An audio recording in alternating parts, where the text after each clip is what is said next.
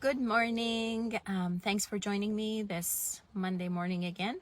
It seems like this is a better studio inside my car. It is raining outside, so forgive the little noise. So if you don't know me, I'm Dr. Mitra. I am the owner of Capital Eye Medical Group, where we help patients gain their best potential vision and live life fully and enjoy their hobbies for years to come.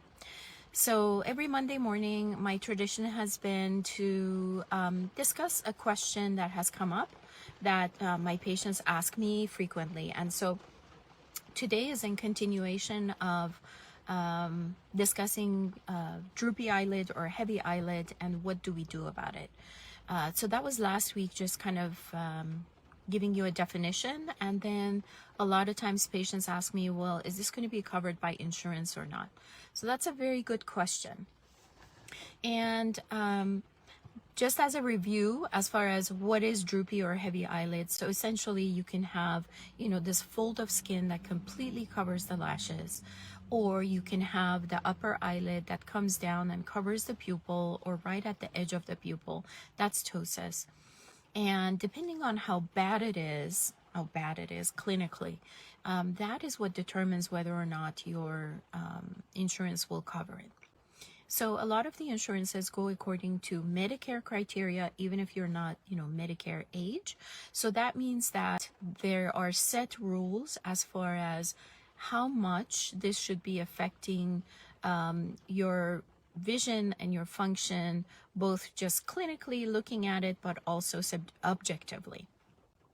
So when you go to your eye doctor, optometrist, or ophthalmologist, you want to kind of mention, hey, my eyelids feel heavy. Is this something that would be covered or not? And a lot of times what we'll do is either do a special visual field. So a lot of times optometrists will refer to me because I do a lot of eyelid surgery.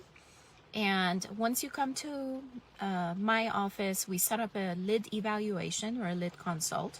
So we'll talk about, I want to hear from you, how are your eyelids bothering you? So some patients talk about how when they're driving, because the, eyelid is so heavy that they have to totally turn their head to be able to see the cars next to them, or that if they, go like this and pull their eyelids up, they see a heck of a lot better.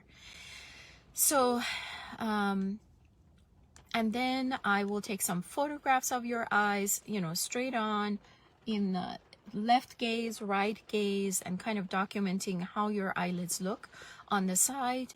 And then take some measurement, how far is the upper eyelid from the reflex of light in the pupil? What's the, difference, the distance between the upper and lower lid? All of this stuff I document.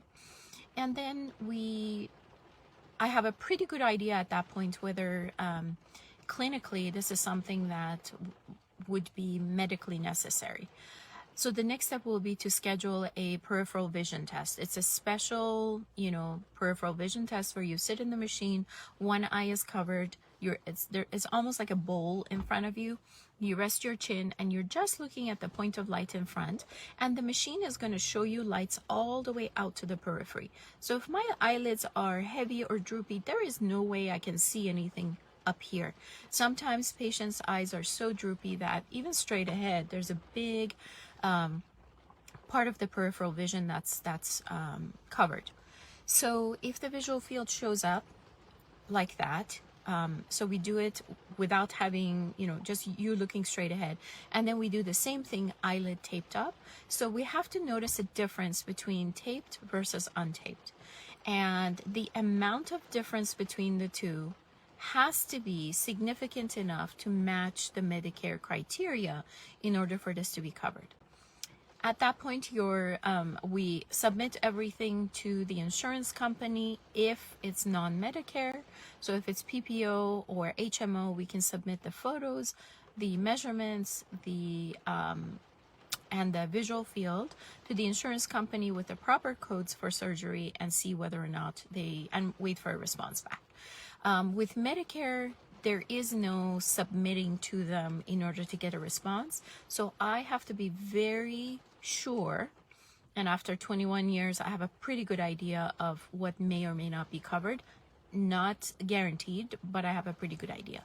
So I have to be pretty sure that everything falls within the Medicare criteria before we schedule you for surgery. So I hope this has helped. I think next week maybe I'll talk about what's recovery like, how much time off should I be taking from work, or what are the other things that I have to be doing. So just imagine if you're having these problems with driving, if you're having to put on a lot of light in order to be able to read over a long period of time. What would it be like if that was all gone and you had your eyes more wide open, didn't need as much light, and also a more refreshed look at the same time? I call that like a little side effect of the surgery, which is a nice one, a cosmetic side effect. So I'm more than happy to help you. If you want to see what my practice is all about and you're in Northern California, go ahead and look up my practice. It's www.capeymed.com, CAPEYEMED.com. And I'm Dr. Mitra, more than happy to take care of you and your family members. Until next week, have a great day.